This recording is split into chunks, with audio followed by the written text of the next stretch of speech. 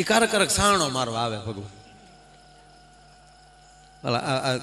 ઉત્તરાખંડમાં જાત્રાએ બસો ગઈ હતી મહિલા મંડળ, 2-3 બસો ગામમાં ભરાઈને ગઈ ભાઈ. 2-4 બસો ગઈ ને પછી કારણ કે અહીંયા ટાવર બંધ કરી દીધા હતા એટલે કાંઈ કોઈનો કોન્ટેક્ટ ન થાય. જે એ બસ કંપનીના માલિક પછી સમય ટ્રાવેલ હોય કે અક્ષર ટ્રાવેલ કે કોઈક ટ્રાવેલો ગયેલી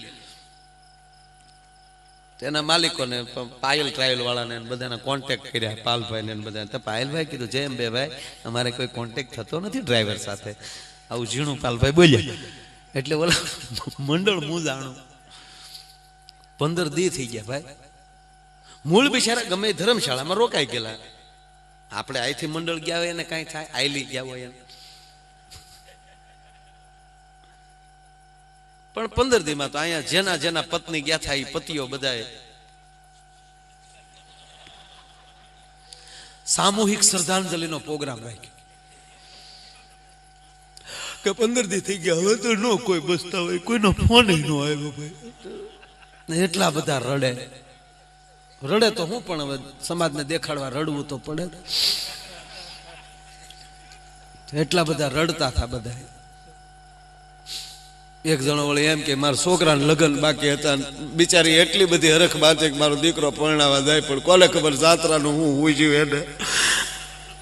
છોકરો પરણાવીને પછી જાત્રા ગઈ હોત તો હું વાંધો હતો. હો ના બધા ઉભરા કાઢતા હતા. એમાં એક જણો તો એટલો બધો રડે, બધાની સાઈડ કાપી ગઈ રડવામાં. ચારે એને કીધું ભાઈ આ બધા રડે છે પણ તમે એટલા બધા રડો છો એટલે તમને એટલો બધો તમારા પત્ની પ્રત્યે પ્રેમ હતો કે વાત જવાઈ ગયો ભાઈ, વાત જવાઈ ગયો. તો તમારા જાત્રાએ ગયા હતા કે મારે બસ સૂકી ગયા હતા, નકર આમાં જવાના આ જ બસમાં જવાના હતા પણ વહેલી ક્યાર નો થઈ એટલે નો જ થઈ. માયા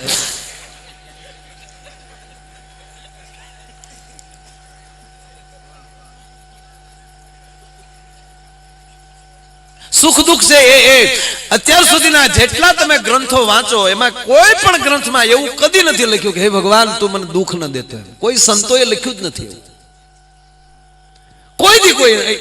કોઈ જગ્યાએ એવું વાંચવામાં આવ્યું જ નથી કે તું મને દુઃખ ન દેતો.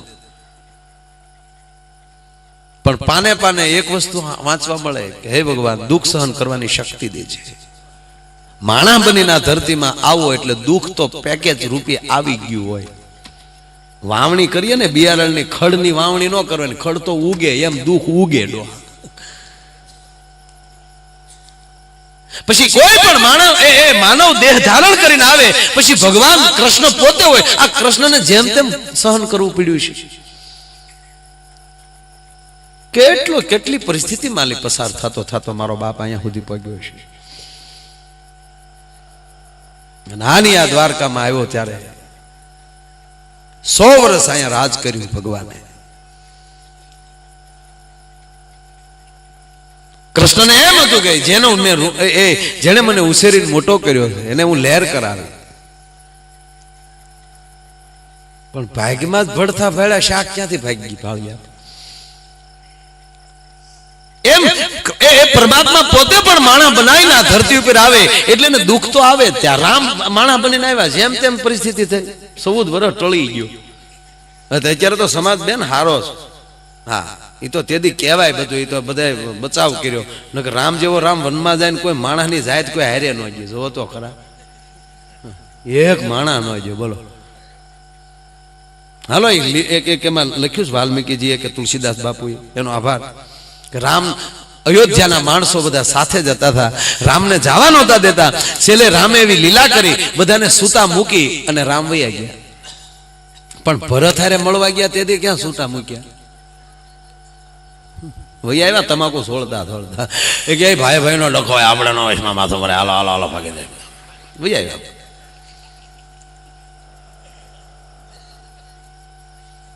ત્યારે તમે સારું કામ કરો તો કેટલા મંડળો સેવામાં આવ્યા. તમે કર્યું છે કંડોરિયા પરિવાર, પણ કેટલાય માણસોએ સામેલી કીધું છે કે અમારી જેવું કે સારું કામ કરશો એટલે મંડળો આવી જ જાય. અત્યારે માણસ સારો, સમાજ બહુ સારો છે. મારા હરિશ્ચંદ્ર રાજા સતયુગ, આ સતયુગ ની વાત કરો છો, જેને સતયુગ કહેવાતો, આવ સતના પેટનો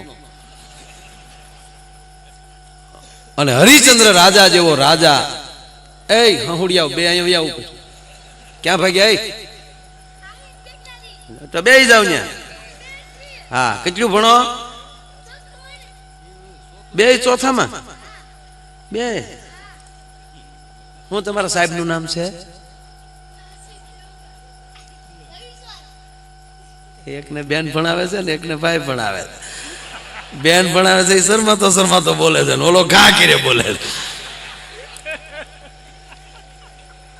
હું ચોથું ભણતો. હા, હું ભણવા ગયો ને તેથી ટ્રાફિક બહુ હતું. હા, સાહેબ મને આગળ બેહવા જ ન દેતા. હા, અમે છેલ્લે બે હતા, 2-3 જણા. એક નામ હતું જગદીશ, એક નામ હતું અનવર, અને ત્રીજો હું. હમણાં એ મારા સાહેબ આ કથામાં આવ્યા હતા. અત્યારે દક્ષિણામૂર્તિ ભાવનગરમાં નોકરી કરે છે સાહેબ. અમારે સરકારમાં નિવૃત્ત થઈ ગયા પાછા. તે મારા નામ પાડ્યા છે, કે જગો એટલે જગદીશ, મગો એટલે અનકો, જગો મગો ને હું જાદવો. મને જાદવો કહેતા. એ કે આ 3 ને નિહાળમાં કાઢો નકર આખી નિહાળ હડવાની થઈ. આ 3 ડુંગળીના ગાંઠિયા આખી ગુણ આચાર્યને એમ કહેતા કે આને બારા કાઢો. પણ સંચાલક અમારા કાકા હતા એટલે અમને કાઢે એમ કોઈ હતું નહીં.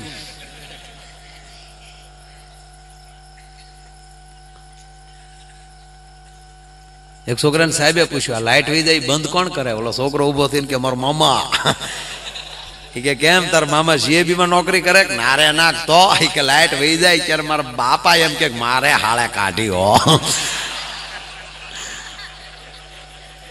અત્યારના બાળકો બુદ્ધિ લઈને આવ્યા છે. અવડા આપણે હતા, પણ અત્યારે તમે જો અત્યારનું બાળક છે નાનું, પણ આ મોબાઈલ આપણે ખરીદી મેળવી દે.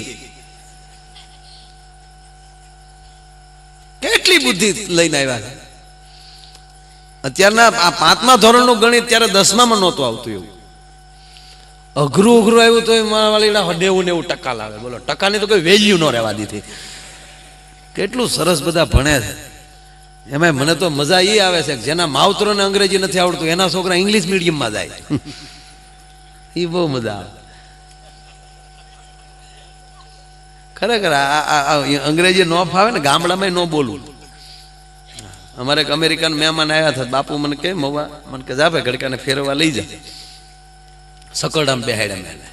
મને કે વોટ ઇઝ ધેમ? દેવદૂત. તો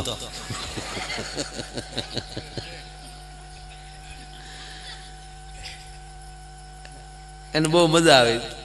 ફરીને સાંજે આવ્યા, બાપુને પૂછ્યું, બાપુએ પૂછ્યું કે આમ મજા આવે ને? એ કે ભાત ભાત ભાત ભાત ભાત ભાત. એટલું જ એને હૈયે રહ્યું, બાકી કાંઈ નહીં. પછી ત્યાં અમારે ઓલું નિકોલ બંધારા કનુભાઈ બનાવ્યું હતું. એ કેસે સટકી ગઈ. હા,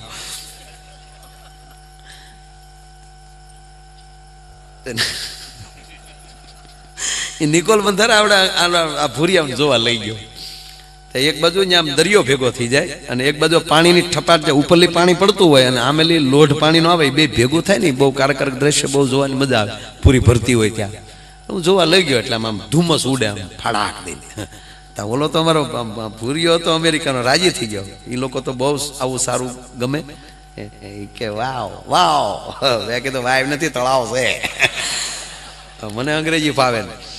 મને કે વેરી નાઇસ. મેં તમારે ના હોય ના અમે નો નાય, આમાં તમારી ભેહું નાય. મને કે વોટ મિનિંગ ઓફ ભેંસ? મેં પાડેશ વાઇફ. આવા ગોટાળા કર્યા. વાત ઈ કરતો હતો કે કાળમીર પાણાના કાળજા વિધિ અને કુપડું ફૂટે, આપ ધરા બીચ રમચું હાલે, એનો કદી ખેલ ન ખૂટે. પણ આવી લહેર ચડે લખ લાખ દરિયાની તો લૂંટતા રહેવું. કંડોરિયા પરિવારમાં જે આ લહેર ચડી છે એમાં ભલે બીજી રીતે આપણે ન લાભ લઈએ કે, પણ લહેર તો કરીએ ક્યાં ની દા મંડપમાં આવી જાવ એટલે લહેર લહેર. એ બપોર થાય એટલે નાનાલાલ દાદા એમ કીધે કે હરિહાર એટલે તમને કહું સીધે સીધા પાછા આપણે મંડપમાં ઓટો મારીને વગેરે વગેરે બધું ઝપટ કરીને.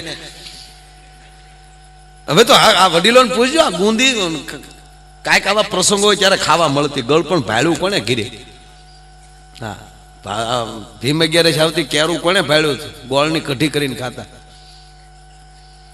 5 મહેમાન આવે તો ખાટલા પાડો પાસે લેવા જતા, એને બદલે અત્યારે જ્યાં ખાલી એક જેસીબી આમ કે આમ ડબદી નાખતા સીધો રૂપિયાને ઢેગી લો રાતનો. આને માપે રાખજો.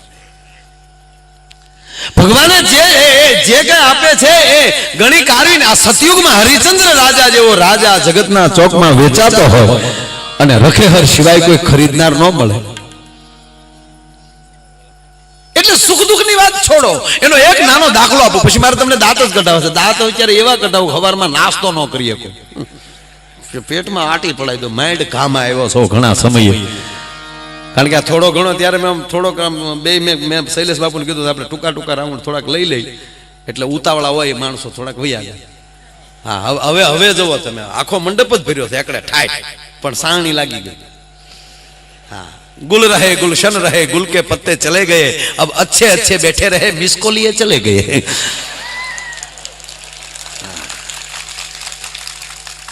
જેને મિસ કોલ આવતા થાય વૈયા ગયા, ઘણા તો સજોડે વૈયા ગયા, ન્યાલી બેઠા બેઠા મિસ કોલ કરતા હાલો ની હવે વૈયા જાય.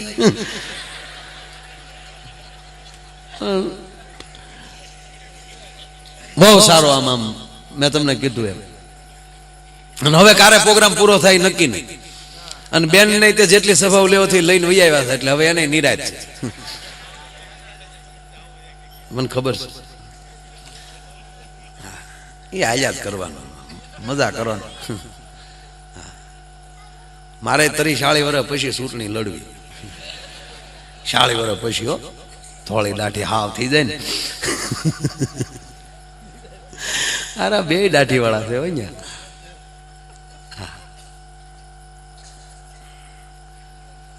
બેયને સફેદ દાઢીઓ છે, પણ તમને પગે લાગે ને કહો મોજમાં રહેજો. અને હું તો એમ કહું, જે આમ જો દુનિયા આખીમાં કાયમ પ્રોગ્રામમાં કહું છું, આજ નથી કહેતો, કાયમ માટે કહું, જગત આખા ઉપર ભરોસો કરવો, 18 કોમ ઉપર ભરોસો કરવો, પણ જે ખુલ્લા દિલથી દાંત નો કાઢતો હોય ને, ભલે હગો ભાઈ હોય, તો એની ઉપર મીઠા ઉપર ભરોસો ન કરવો કોઈ દિવસ. એને ભાગીદારી નો બનાવો, ભાઈ બનતો નહીં, વેવાય તો નહીં, પાડોમાં ન રહેવો, અડધી કિંમતમાં બંગલો વેચી